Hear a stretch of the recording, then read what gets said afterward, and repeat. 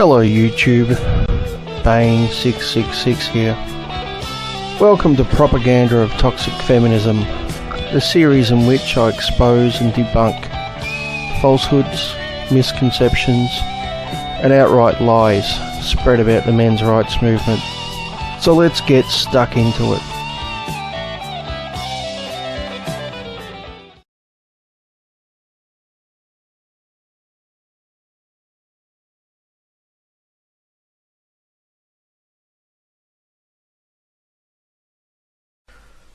So recently I came across a fairly new channel on YouTube called The Skeptic Feminist. The title is probably a little bit misleading because, well, there's actually three of them. We are the Skeptic Feminist, a group of radical feminists and firebrand atheists. Radical because we don't cut any form of sexism, religious or otherwise, any slack, not even the dreaded Islam. And I guess there are some others who might argue that their title is also a little bit misleading in the sense that they're not really skeptical. From my point of view, the jury is still out on that one.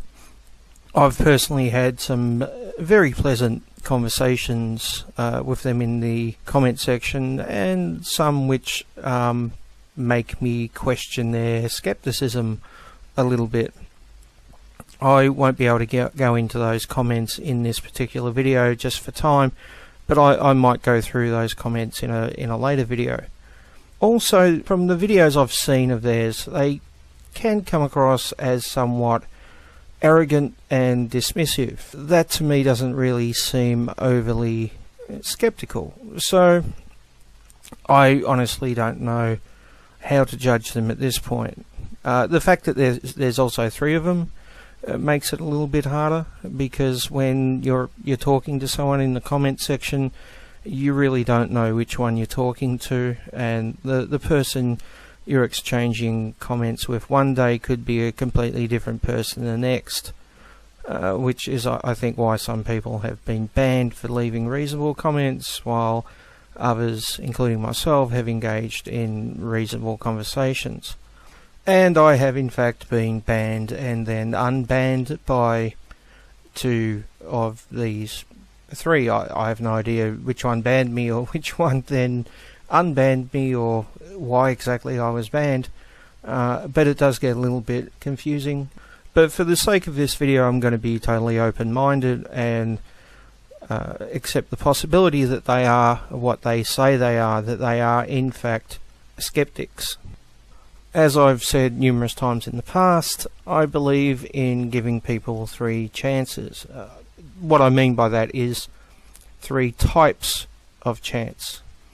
The first one is the chance to change my mind. If someone presents me with a reasonable argument and good evidence and citations, then there's a very good chance that I will change my mind, or at very least meet you halfway. The second chance is a chance for them to change their mind.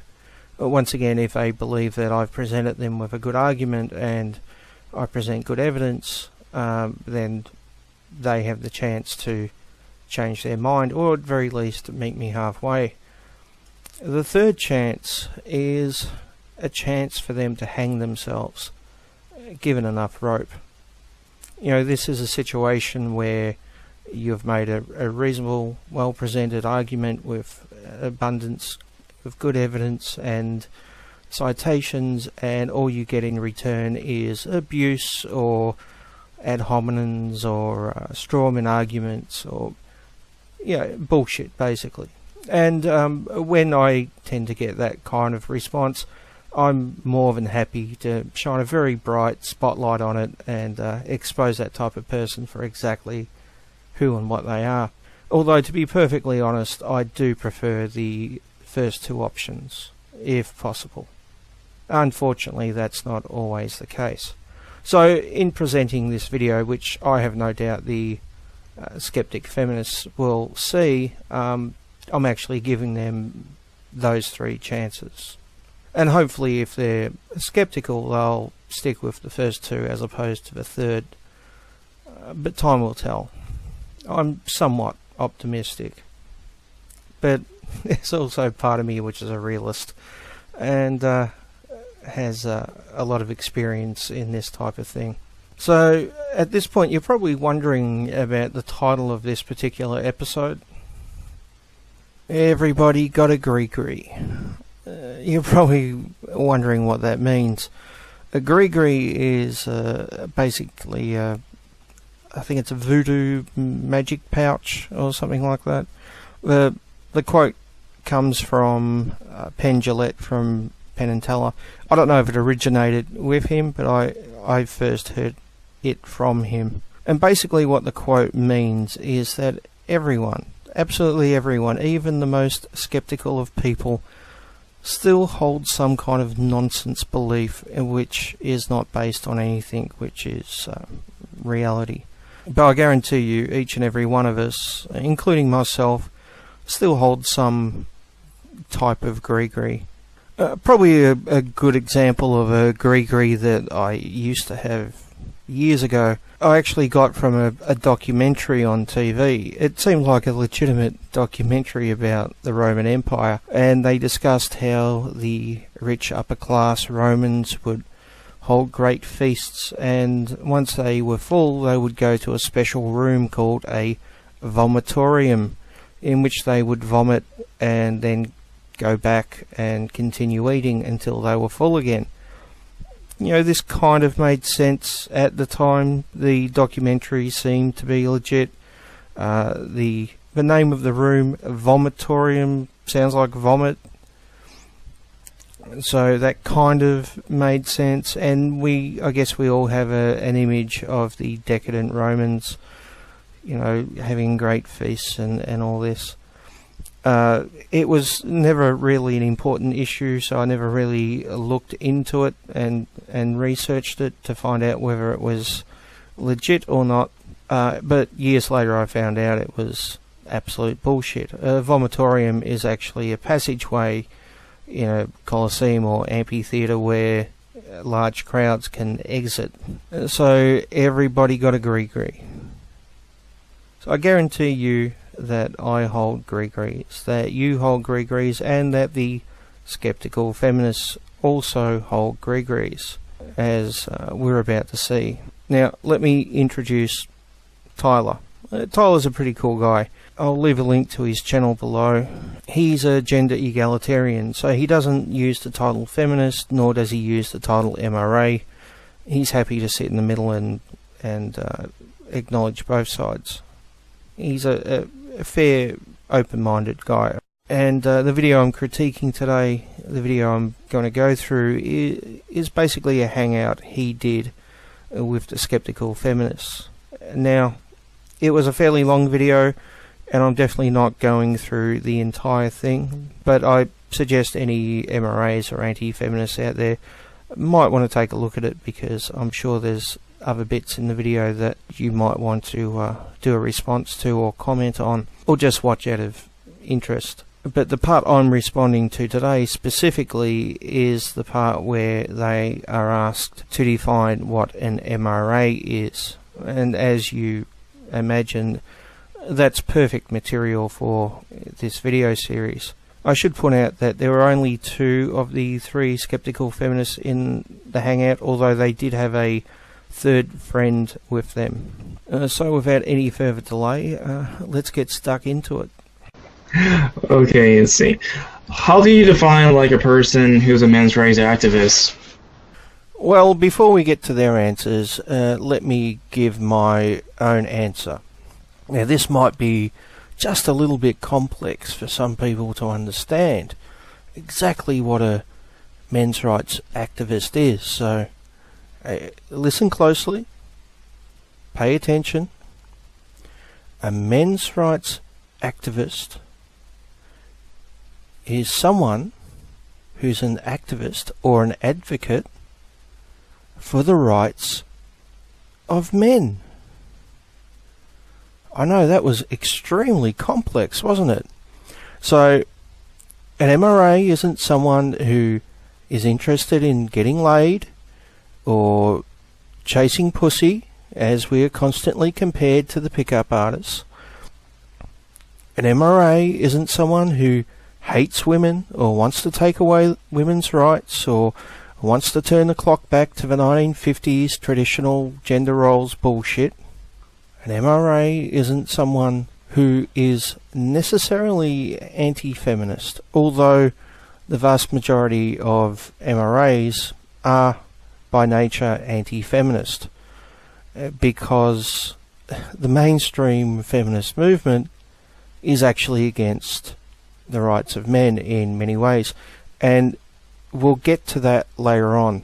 Personally, I'm an anti-feminist, but I don't condemn each and every feminist out there. There's actually quite a few feminists who I like and agree with, and who I think actually do the feminist brand proud.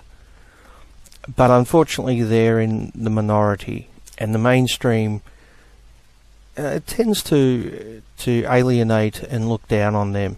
Now, having said an MRA is someone who advocates for the rights of men, some of those rights that we're talking about are things like bodily integrity, in other words circumcision, parental rights for fathers, dealing with male homelessness, as the majority of the homeless are in fact male, dealing with male suicide, as the majority of suicide cases are male, the gender sentencing gap, where males are more likely to get longer sentences. Well, actually they're more likely to be arrested, more likely to go to trial, more likely to be convicted, and more likely to get a longer sentence if convicted.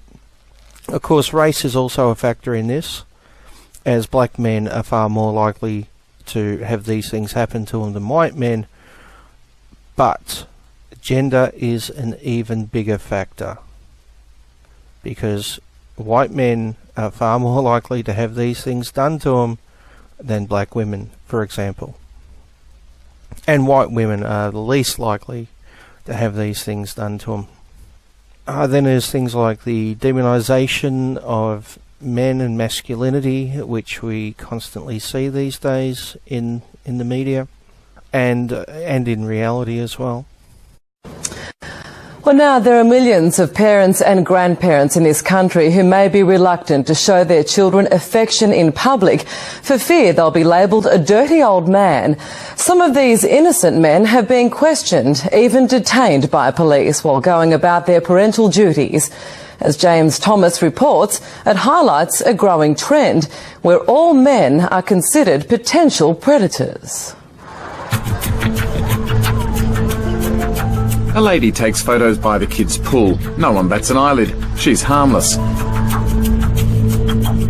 But what happens when a man does the same thing? We had a report that someone fitting your description was taking photos of kids up here. It's this whole thing that men are guilty until they're proven innocent, and that's really wrong. An airline passenger is asked to move from children on a plane. He's done nothing wrong, except he's a man. And I said to her, isn't that discrimination? On planes, in classrooms, by pools, men are being typecast in a role no one wants to be known for. Not every guy in society is a pedophile, and to be viewed that way is a massive injustice.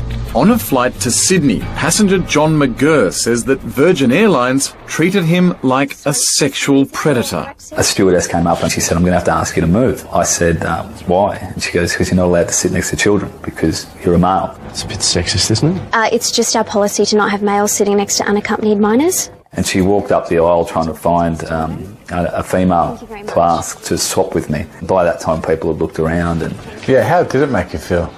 Like I'd done something wrong, defenceless as well. On the face of it, the policy certainly does seem to be discriminatory. It's aimed particularly and only at men. Barrister David Galbally. I think the Sex Discrimination Commissioner should act on this immediately and shouldn't let it continue. Virgin declined an on-camera interview. In a statement, they say their policy is based on customer feedback and is common to many airlines. However, in light of the John McGurr complaint, Virgin are in the process of finalising a new policy, pending the outcome of a formal risk assessment. One solution basically is to keep the seat free So males or females can't sit there, but the reason that Virgin don't do that is because it's a seat they can't sell. In view of the statistics, John sees Virgin's policy as illogical. A lot of the time the male perpetrators are known to the child. Which brings up an interesting point, because as a society we're more than willing to discuss male pedophiles and male sex offenders, which I think we should. Unfortunately, we tend to label all men as potentially dangerous and potential sex offenders, while at the same time completely ignoring the fact that women do these exact same behaviours. The smiling face of Vanessa George. This is how she was known to her family and to the families at the nursery where she worked. But behind their backs, she was sexually abusing young children and taking photos of that abuse. Today, she was the one being photographed, but unlike her victims, she could turn away. If you could think of your average big bubbly woman, that was what she was like. Friendly, funny, lovely. This mother had no idea. She trusted Vanessa George to look after her children. We have disguised her identity. There's no evidence her youngsters were among those abused by George here at the Little Ted's nursery in Plymouth, but she says the whole community has been left shattered. The worst feeling you could ever imagine. Feeling sick 24 hours a day, not being able to sleep, drinking during the day, and just going to pick children up at the school and having mums and dads in tears and all having to hug each other. Vanessa George had been working with children for a decade. She had passed all the required checks. She was married with 2 teenage daughters. But secretly, she was a paedophile, sexually abusing babies and toddlers, taking photographs of that abuse on her mobile phone and sending the images to others.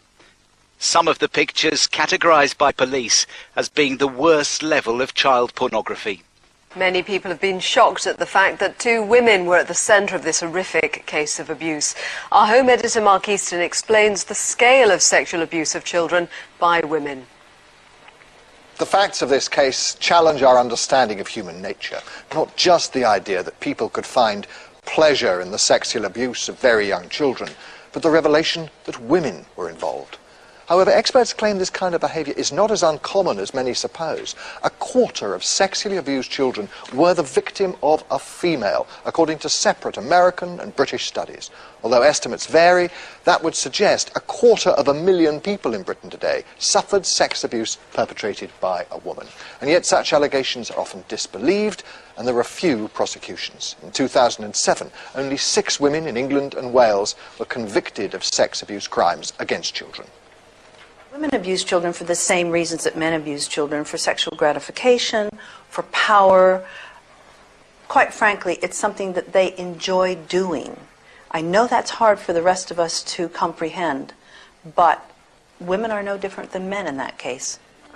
So, an estimated at least 1/4 of pedophiles are females, according to that news report.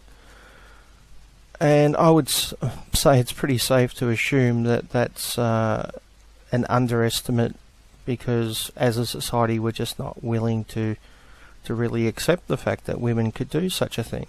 Now, no doubt, if there are any feminists watching this, like the Skeptic Feminists, they're likely to bring up the argument this is due to patriarchy, which feminism is fighting against. Although I don't really want to use the term patriarchy, I'm not comfortable with it because of the feminist ideology which tends to be tied into it. I'll go with the term traditional gender roles instead. I think that's a little bit more open and less tied down by ideology. So I would agree that traditional gender roles definitely has a lot to do with this, and as a men's rights activist I'm actually fighting against those traditional gender roles. Unfortunately, in many cases the same thing can't be said about feminists. They're actually supporting these gender roles. They actually want to shut down discussion about female perpetrators. So is there such a thing as a female paedophile? Oh yes. Now, female pedophiles, there's a great deal of controversy about this. In fact, when I brought up the issue that women could sexually abuse children, I was vilified. I was cast out of the sisterhood. I was no longer a good feminist because sexual abuse had to be under the guise of male power. And if I had a significant number of women who were sexually abusing children and I knew about these women, then that messed up the male power thing.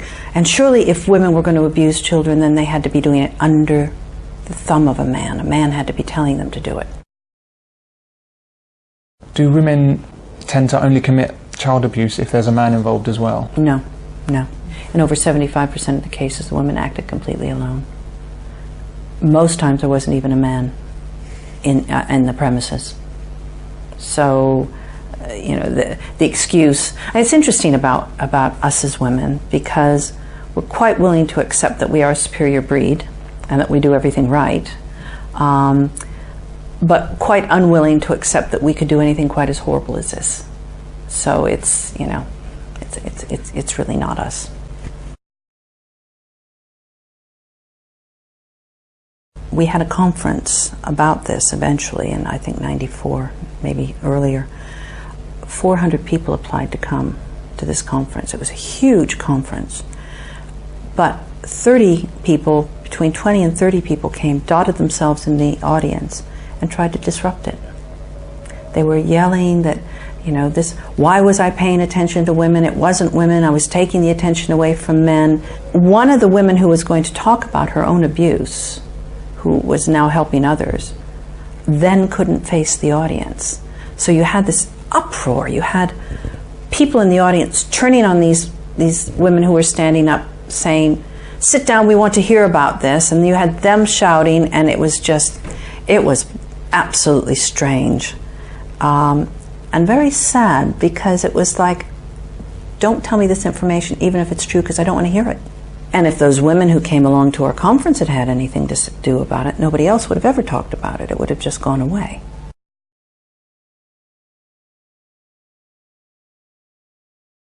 They've been able to disguise their abuse, I think, more cleverly than men have.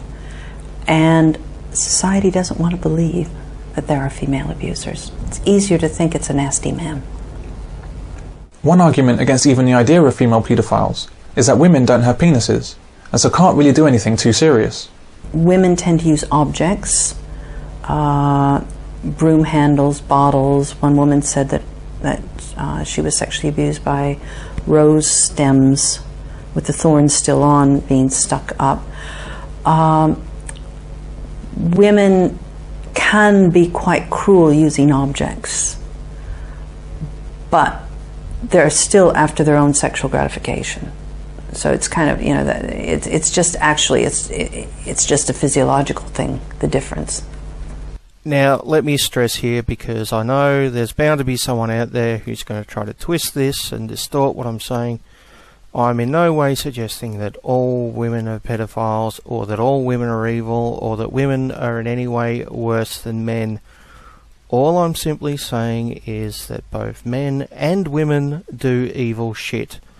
And society tends to look upon men who do evil shit in a very different way than women who do evil shit. And this tends to be supported by feminist ideology, which is one of the reasons I'm an anti-feminist.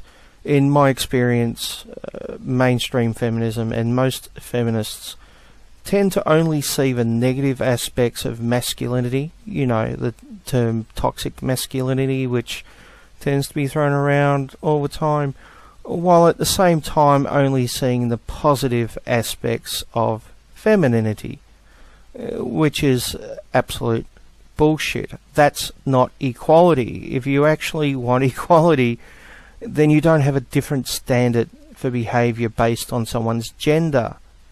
That's fucking bullshit. And of course, another example of this is another men's rights issue, which is the way males who are victims of domestic abuse tend to be ignored, or tend to be treated different by society. For example, I said to my now ex, can I have some money to get the boys some presents? And she turned around and said that a real man wouldn't be begging his wife for money, he'd be out earning his own instead of being a lazy cunt. She'd turn around and punch me in the head in front of a young bloke. She came in and was just verbally assaulting me. I ended up in a fetal position, sucking my thumb on the shower floor, just screaming inside, I can't handle this. And she was saying, you might have a doctor's filled, but you haven't got me filled. There's nothing wrong with you. There's never been anything wrong with you. I was ostracised from family and friends. I was constantly told that even my own family didn't want anything to do with me because I was mentally ill. I just turned around and I looked to see if there was a truck coming down the road, because I would have just jumped in front of that truck. A lot of shame. There was a lot of numbness. I went through a lot of depression.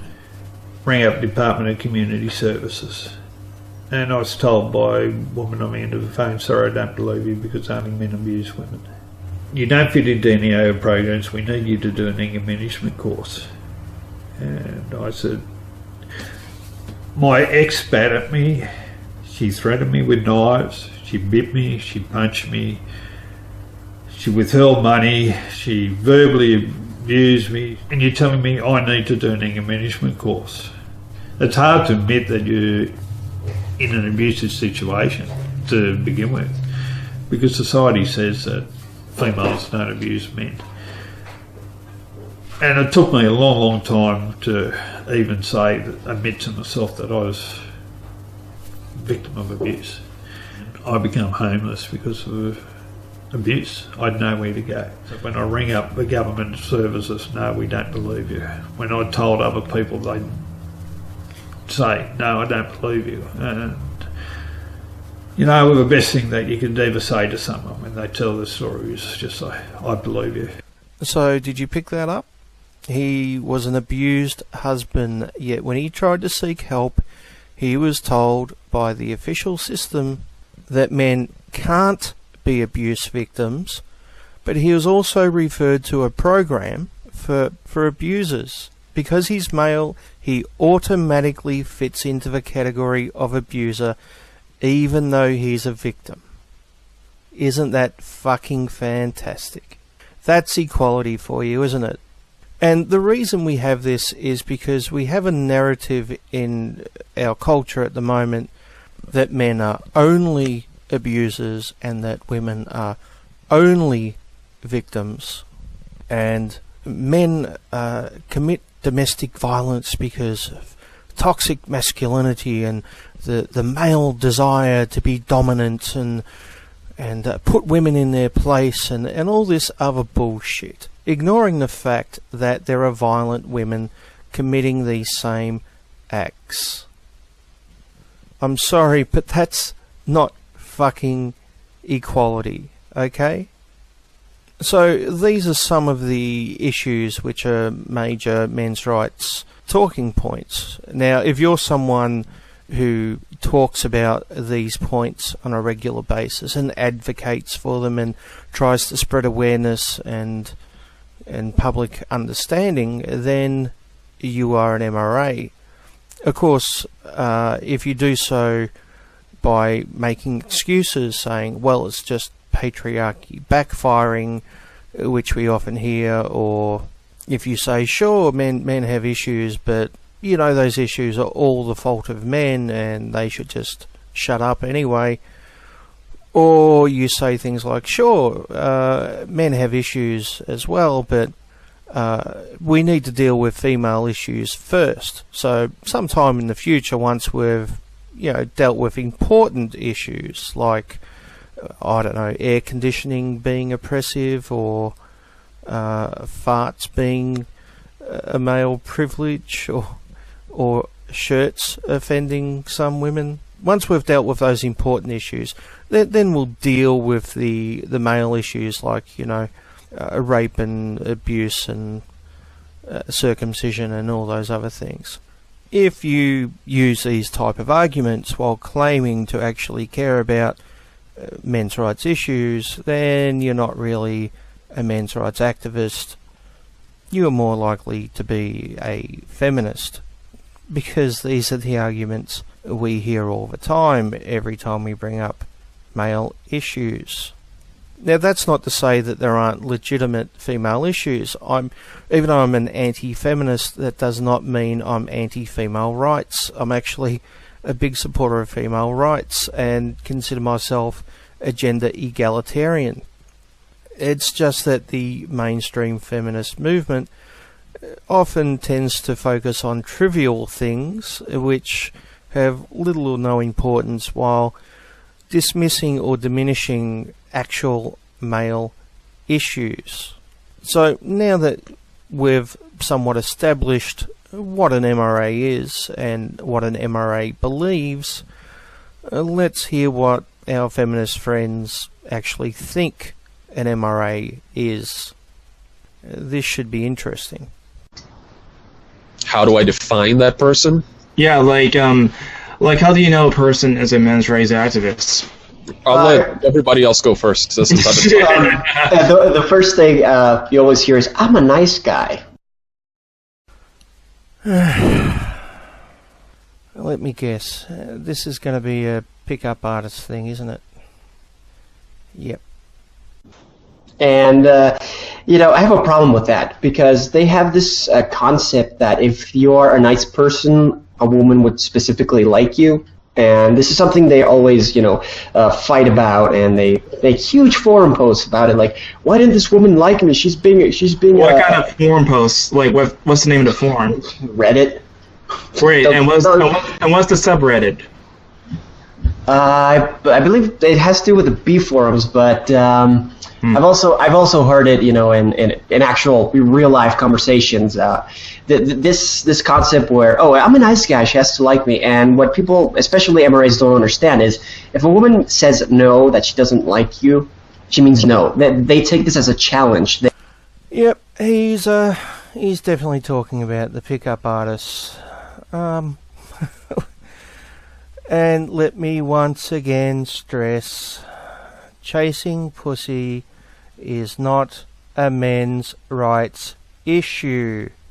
If someone is talking about dating or getting laid or whatever, they are not talking about men's rights issues, and they are not a men's rights activist.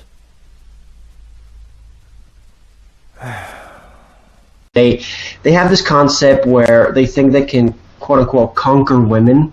And wait a second. So you're telling me everyday people, like in real life, say that I want to actually date this woman, but I can't because I can't take control of her? No.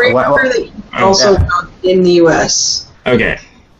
Yes, but again, majority of the MRAs are from the U.S.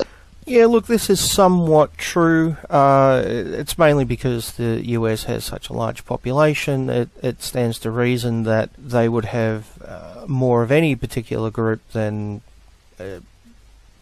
other countries like Australia or New Zealand or Canada or the UK or parts of Europe. You could make the exact same argument for feminism. I assume there would be more feminists in America than, say, Canada, just due to the difference in population size. Of course, what he is ignoring is the extremely large number of MRAs who are in India.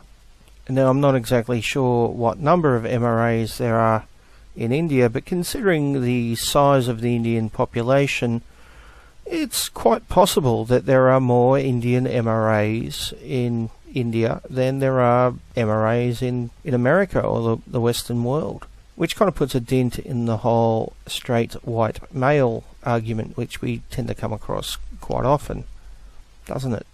There are some where I'm from, especially, funnily enough, a lot in geek culture, but they have this perception if they act nicely and they have this facade on, they'll basically get laid. And Wait. So you seem to, at least to me, just judging from your description, you seem to describing pickup artists, not men's rights activists.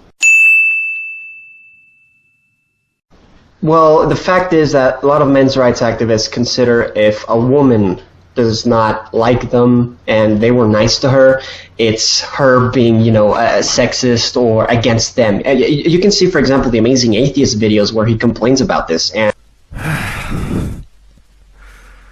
had I known something like this was going to come up. The Amazing Atheist is not an MRA. He is an anti-feminist, but that does not automatically make him a men's rights activist. Being an anti-feminist isn't a men's rights issue. It may be a consequence of being a men's rights activist because feminists are constantly standing in our way, but being anti-feminist does not automatically make you an MRA. Just like all bulldogs are dogs, but not all dogs are bulldogs. And to suggest that all dogs are bulldogs is ludicrous. Just as suggesting that all anti-feminists are MRAs is ludicrous. Now, TJ may occasionally bring up an issue which is somewhat related to a men's rights issue. He may occasionally talk about, I don't know, circumcision or something, for example. But Lacey Green occasionally brings up issues like circumcision. And that does not make her a men's rights activist any more than it does the Amazing Atheists. Neither of those two individuals spend any significant amount of time discussing a large range of men's issues. They may occasionally spotlight one or two, but nothing on a regular basis. And it's only ever one or two. Let me give you an analogy. Right, so if a 15-year-old posts some memes on their Tumblr about Black Lives Matter, that does not make them a civil rights activist. Okay? I think it's only fair, if you're going to use someone as a poster child for a particular movement, then at very least you should pick someone who spends a fair amount of time, a significant amount of time, actually participating in the movement and actually talking about real issues within that movement. I think that is the very minimum that should be the requirement. Don't you agree? And it's something that we see a lot in culture. We see, and not just men rights activists, there's a lot of men out there who actually believe if they act nice and put on a nice mask, the woman will be with them. This is where we come with the term friend zone, which is something men rights activists do fight a lot. And the fact is the friend zone doesn't exist. Fucking friend zone. Oh boy. I've been making these videos for, 2.5, maybe going on to 3 years now, and in all that time, after making hundreds of videos, I don't ever recall using the term friend zone. If I have somewhere, and it is possible that I have used it somewhere, it's only ever been used as a rebuttal or a reply to someone else who has used it, which is exactly what I'm doing now. Basically, the friend zone is not a men's rights issue. It is a dating issue. But considering this comes up a fair bit from feminists who want to paint this as a major men's rights issue as opposed to all those things I mentioned at the fucking start of this video. Sorry, I'm getting a little bit annoyed that, those important issues are being dismissed for absolute bullshit once again. But alright, let's fucking talk about the friend zone then, since it's come up. The way I see it, there are two types of friend zone. The first one is where a guy has a crush on a girl, and he maybe is a bit shy, lacking confidence, and he tries to get in her good graces. He tries to get her attention and her affection by doing things for her. And this isn't restricted to only males, of course. There are many females who have crushes on males and do the same thing. This particular one is a fairly common trope in movies and TV shows. And I should point out, in this first scenario, the female is totally, or the male, depending on the circumstance, is totally unaware of the intentions of the other person. And, you know, this is often the case, particularly when people are younger. They miss signals from the opposite sex. I know when I was particularly younger, I was somewhat blind to signals which, you know, to the person sending them were pretty obvious, but to me they were, you know, non-existent. And I'm sure the opposite's been true as well. But, you know, this is a fairly harmless scenario. It's just really a matter of lack of communication and lack of confidence. And my advice to anyone in this situation would be to be upfront and honest, and to express how you feel, and to go on from there.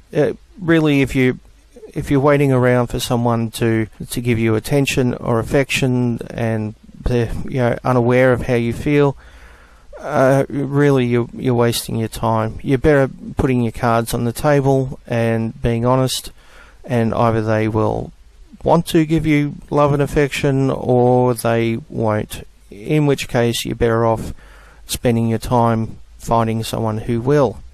Just a bit of advice there. But the second scenario is somewhat different. And I guess the best way for me to sum that up is to relate a personal experience, which I witnessed about 4 or 5 years ago.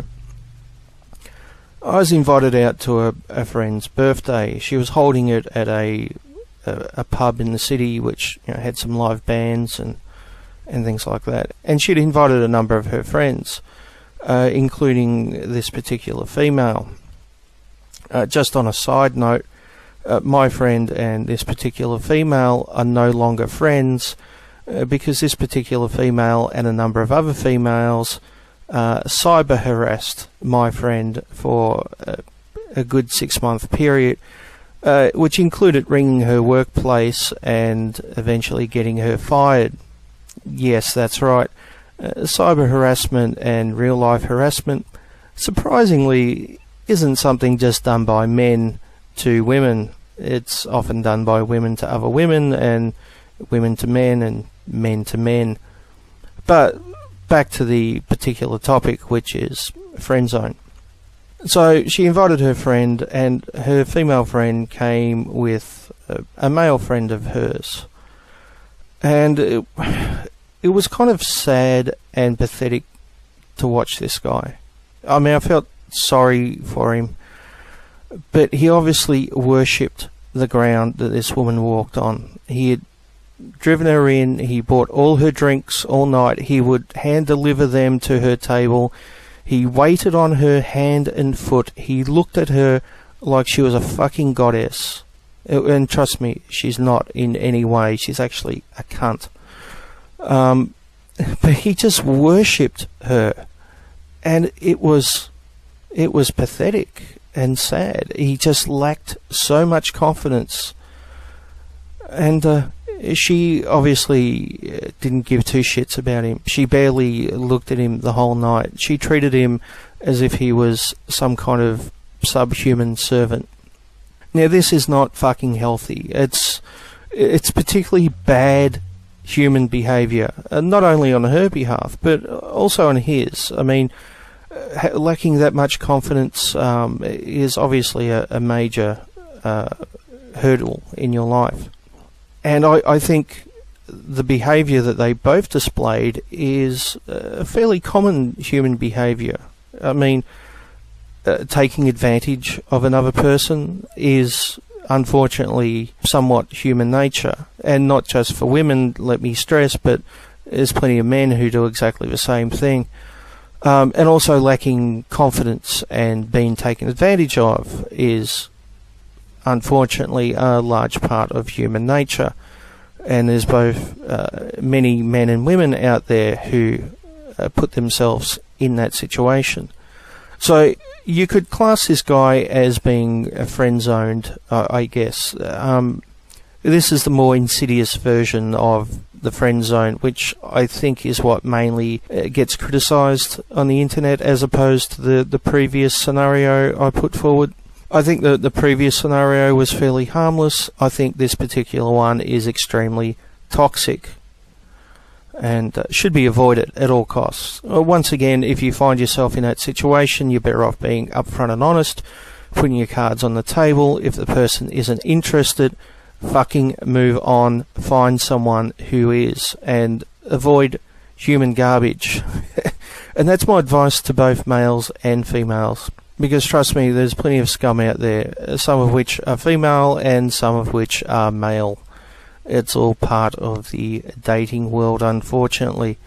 But of course, none of this is actually a men's rights issue. It's a dating issue. And it's something which involves both genders. So, saying that this is typical of men's rights activists is both incredibly ignorant and somewhat insulting. Next. It's if for example, let's flip the table. If a man gets asked by a woman, "Hey, do you like me? Want to go out?" and he says no, typically the woman will say, "Okay, fine," and go away. Now, this isn't exactly a fair comparison, is it? Because the social expectation is that men are the ones who do the asking out.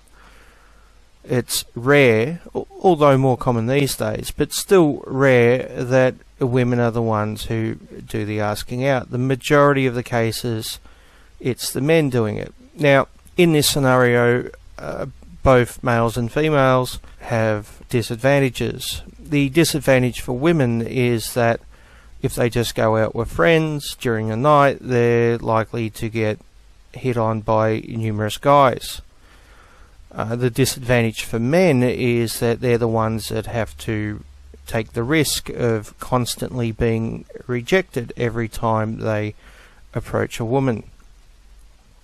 Now, if women were to start asking men out equally, which is something I would support and something I'd like to see, then maybe this scenario would be a bit fairer for both genders. But once again, and this is just personal experience, the times that I've been out and have been hit on by a woman or seen a woman hit on one of my friends, they're usually very drunk and less likely to take no as an answer. In fact, saying no to them just seems to make them even more determined, even if you're there with someone else, in other words, a partner. In fact, that in itself can make them more determined, almost as if it's a competition to see if they can get your attention away from the woman you're with. Now, once again, I'm not suggesting that all or the majority of women are like this, but there definitely are some women like this, especially when they're drunk. And those same women are more likely to also grab you on the cock without your permission, which if a man were to do that to a woman, not grab her on the cock, but grab her on any private area, would most likely be considered sexual assault or possibly rape. But we don't seem to hold the same standard when it's done by a drunk woman to a man, do we? Well, guys, I'm out of time again. I was hoping to get through more than what I did in this particular episode, but I guess I ranted a little bit at the start about what exactly an MRA is. But I think that was important to establish exactly what an MRA is. So I'll continue this next episode and hopefully get through the rest of it. But until then, always remember, don't drink the poison Kool-Aid.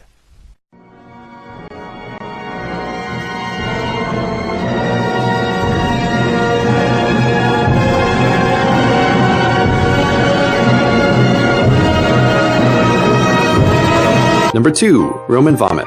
Ah, the Roman Empire, so great and powerful, but corrupted by decadence from within. And what could be a better symbol of that decadence than the vomitorium, where Romans, after stuffing themselves with delicious foods, could vomit them all up again to make room to feast anew. Vomitoria are real, but this idea of them is not, though the confusion is understandable because their name, vomitorium, seems to make their purpose so clear. Even if for some reason you know Latin, perhaps because you live in a country that insists you waste hundreds of hours of your life learning a dead, useless language, this knowledge still won't help you because the root word vomitum means to spew forth. So what is it really? If you've ever been to a big stadium like, say, the ones made by the Romans, you've already used a vomitorium. This is what the vomitoria are, the passageways that let lots of people enter or exit at once. The people are what spews forth in the vomitoria, not the contents of the people.